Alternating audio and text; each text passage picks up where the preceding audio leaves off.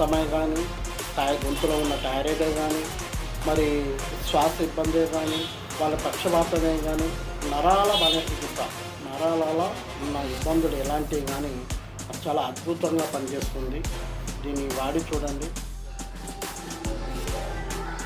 2 ఎల్లిపాయ టుకుడాలు తీసుకొని